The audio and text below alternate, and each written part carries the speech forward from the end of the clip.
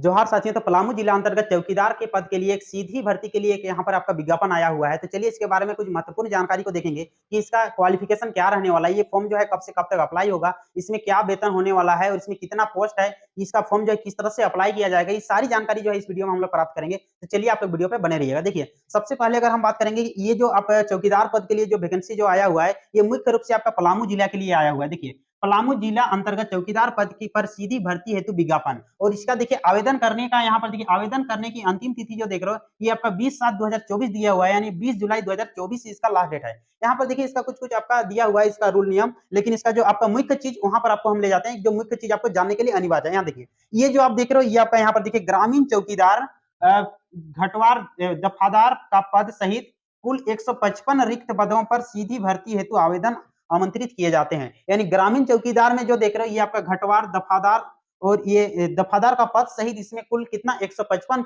Post के लिए आपका वैकेंसी आया हुआ है। चलिए इसके बारे में और कुछ यहाँ पर देखिए, ये जो देख रहे हो, ये आपका विवरण दिया हुआ है कि आपका कैटेगरी वाइज यहाँ पर आपका पोस्ट दिया हुआ है। यहाँ पर जो पद का जो नाम है, ये देख रहे हो आपका चौकीदार का पद है, और इसमें टोटल 155 आपका पोस्ट है, जिसमें से जनरल के लिए 78 और आर्थिक रूप से जो कमजोर जो होते हैं उन लोगों के लिए 13 सीट है। और ये देखिए अनुसूचित जाति के लिए जो एससी में आते हैं वे लोग के लिए यहाँ पर 0, लेकिन अनुसूचित जनजाति के लिए यहाँ पर सीट दिया हुआ है 30 सीट दिया हुआ है। अत्यंत पिछड़ा वर्ग के लिए 10 सीट यहाँ पर आपका रिजर्व है, और पिछड़ा वर्ग के लिए यहाँ पर 24 सीट। इस तरह से कुल जो आपका यहाँ पर सीट होगा, ये आपका 155 यहाँ पर आपका सीट है। यहाँ पर देखिए और कुछ यहाँ पर चीज दिया हुआ है। देखिए आरक्षण जो देख रहे हो, आरक्षण संबंधित यहाँ पर दिया हुआ है, झारखंड सरकार के द्वारा जिला स्तरीय मुफसिल स्थापना के लिए लागू आदर्श आरक्षण। तो यहाँ आरक्षण का कुछ नियम दिया हुआ, इसको आप लोग स्क्रीनशॉट भी ले सकते हो। यहाँ पर देखिए कुछ आरक्षण का यहाँ पर दिया हुआ है। यहाँ देखिए 4% जो देख रहे हो क्षैतिज आरक्षण अनुमान उक्त संबंध में सरकार से मार्गदर्शन की मांग की जा रही है, जिसके अनुरूप इसके अनुमान पर निर्णय प्रभावित होगा। और यहाँ पर देखिए कुछ ये 2% जो देख रहे हो यहाँ पर दिया हुआ है आदिम जनजाति के लिए है, और यहाँ पर 5% जो है ये आपका महिलाओं के लिए यहाँ पर आपका रिजर्व आपका कोटा है।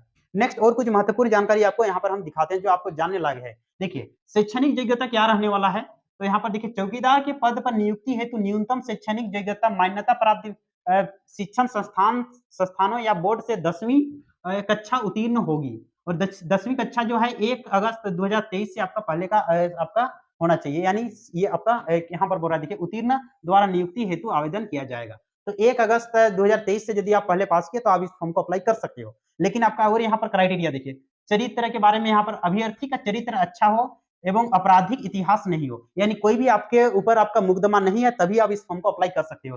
चरित्र प्रमाण पत्र स्थानीय थाना से निर्गत मान्य होगा, यानी आप स्थानीय थाना से आप चरित्र आपको बनवा लेना होगा। इस आवेदन पत्र के साथ जमा करना अनिवार्य है। यानी यहाँ पर आपका शेष आचरण प्रमाण पत्र भी जब आप आवेदन करोगे तो वहां पर आचरण प्रमाण पत्र जमा करना अनिवार्य होगा।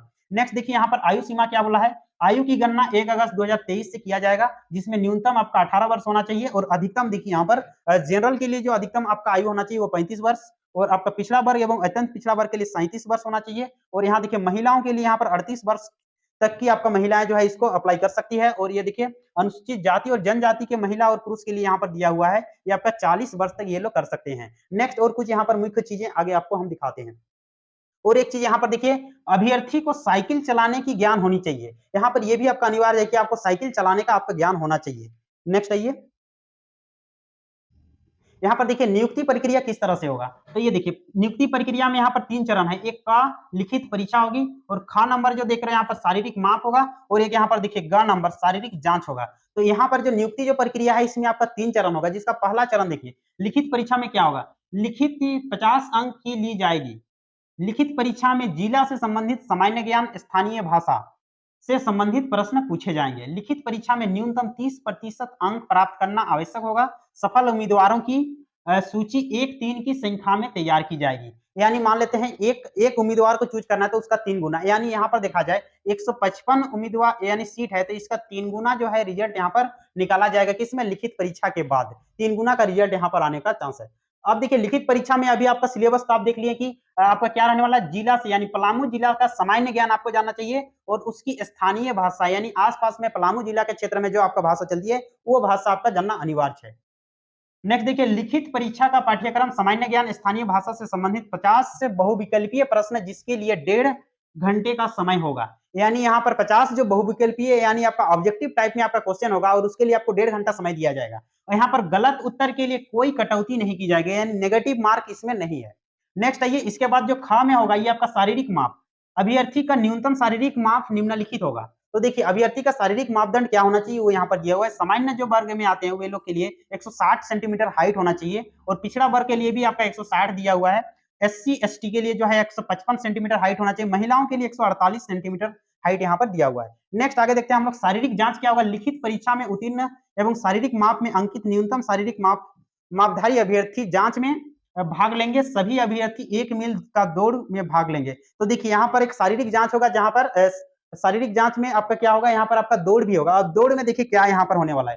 पुरुषों के लिए जो दौड़ यहाँ पर है ये आपका 5 मिनट या उससे यदि पहले आप मान लेते हैं कंप्लीट करते हो 1 मील का दौड़ यानी 1600 मीटर। 1 मील में कितना होता है 1600 मीटर। तो इतना यदि आप दौड़ कर लेते हो कितना, तो आपका 5 मिनट या उससे पहले तो आपको 20 अंक मिलने वाला है। लेकिन 5 के बाद यदि करोगे ना तो यहाँ पर आपको 10 अंक मिलेगा। तो ये आपका यहाँ पर रनिंग भी यहाँ पर आपको डिपेंड करता है आपको मेरिट में आपका।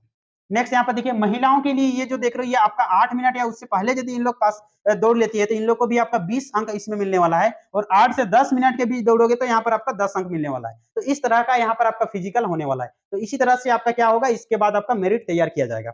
नेक्स्ट यहाँ पर और देखिए, यहाँ पर कुछ लोगों के लिए यहाँ पर आरक्षण की भी आपका या वेटेज देने का यहाँ पर बात कहा गया है। जो पहले से जो चौकीदार में है और वे लोग भी मान लेते हैं इसमें आना चाहते हैं तो उन लोगों के लिए देखिए यहाँ पर क्या दिया हुआ है, वेटेज प्रदान की जाएगी। अब वेटेज किस तरह से दिया जाएगा वो देखिए। यदि मान लेते हैं आप 1 वर्ष से आप कार्यरत हो तो आपको यहाँ पर 2 अंक मिलेगा और इस तरह से अधिकतम आपको 20 अंक मिलने वाला है। मान लेते हैं 2 वर्ष तक आप कार्य किए हो तो आपको 4 अंक मिलेगा। इसी तरह से आपका अधिकतम आपको इसमें 20 अंक मिलने वाला है। यानी 10 साल का आपका एक्सपीरियंस है तो आपको 20 अंक मिल जाएगा। तो ये आपका यहाँ पर नेक्स्ट देखिए, मेघा सूची लिखित परीक्षा में प्राप्त अंकों, शारीरिक जांच में प्राप्त अंक एवं कार्य अनुभव में प्राप्त अंक जो के आधार पर मेघा सूची तैयार किया जाएगा। यानी लिखित परीक्षा होगा, फिर शारीरिक जांच होगा और कार्य अनुभव यानी आपका एक्सपीरियंस के आधार पर यहाँ पर मेघा सूची तैयार किया जाएगा। उसके बाद आपका यहाँ पर चिकित्सीय परीक्षण दिया हुआ है।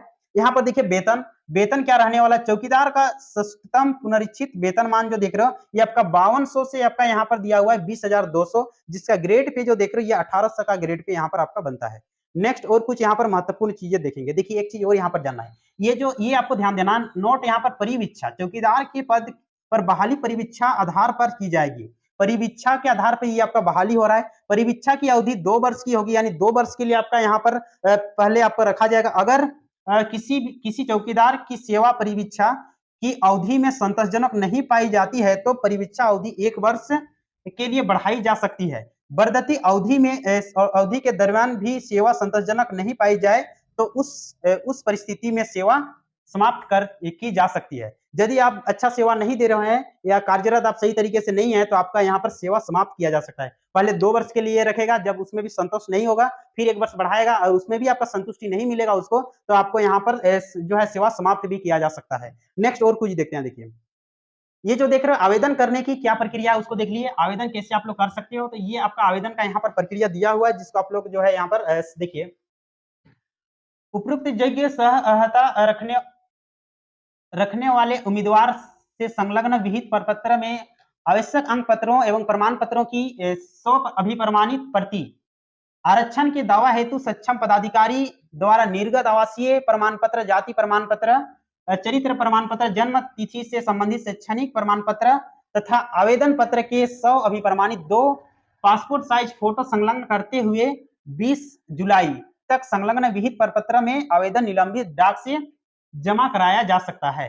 तो देखिए जो भी आपका डॉक्यूमेंट्स जो है सारा डॉक्यूमेंट्स का जेरोक्स और उसके साथ आपका 2 पासपोर्ट साइज जो आपका फोटो आपको साथ में आपको डाक पोस्ट के द्वारा इसको आपको जमा करना होगा। डायरेक्ट हाथ से हाथ इसको नहीं लिया जाएगा। यहाँ पर लिखा हुआ है देखिए, यहाँ पर देखिए 20 जुलाई के बाद प्राप्त आवेदनों पर विचार नहीं किया जाएगा। 20 जुलाई के बाद यदि प्राप्त आवेदन हो रहा है तो उस पर कोई विचार नहीं किया जाएगा। किसी अन्य कार्यालय में आवेदन जमा करने पर उनका आवेदन स्वतः निरस्त कर दिया जाएगा। यानी कोई भी दूसरे कार्यालय में आवेदन नहीं जमा करना है। आवेदन को बंद लिफाफे पर स्पष्ट रूप से विज्ञापन संख्या एवं पद का विवरण अंकित कर केवल निलंबित डाक स्पीड पोस्ट से भेजा जाएगा। किसी भी स्थिति में हाथों हाथ आवेदन स्वीकार नहीं है, यानी हाथों हाथ आवेदन स्वीकार नहीं है, डाक पोस्ट से ही आप इसको भेज सकते हो। नेक्स्ट यहाँ पर और कुछ इंपॉर्टेंट चीज है, अन्य विवरण जिला अधिकृत माई जो भी इसमें दिया हुआ है। नेक्स्ट चीज देखिए आपको डाक कैसे करना है। यहाँ पर आपको ड्राफ्ट भी आपको बनाना पड़ेगा। जैसे देखिए अनारक्षित पिछड़ा वर्ग और अन्य पिछड़ा वर्ग के लिए यहाँ पर आपका 200 का आपको डीडी बनाना पड़ेगा और इसके बाद अनुसूचित जनजाति और अनुसूचित जाति के लिए आपका 100 रुपया का यहाँ पर आपको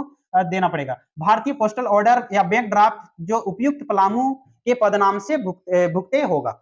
अब यहाँ देखिए इसका एड्रेस क्या दिया हुआ है, परीक्षा की तिथि दैनिक स्थानीय समाचार पत्रों में ये आपका आएगा, परीक्षा कब होने वाली है, और आवेदन भेजने का जो पता जो देख रहे हैं यहाँ पर दिया हुआ है, ये देखिए इस पता पे आपको आवेदन करना है। और ये जो आपका डीडी जो बनाना है, ये आपका भारतीय पोस्टल ऑर्डर या आपका बैंक ड्राफ्ट जो उपायुक्त पलामू के नाम से आपका होना चाहिए। तो इस तरह से आप इस फॉर्म को अप्लाई कर सकते हो। तो जो भी छात्र इस पलामू के हैं, तो वे उन लोग के लिए बहुत ही अच्छा और सुनहरा मौका है चौकीदार बनने का अपने क्षेत्र में। तो चलिए फिर से मिलते हैं हम लोग नेक्स्ट वीडियो में, तब तक के लिए थैंक्स।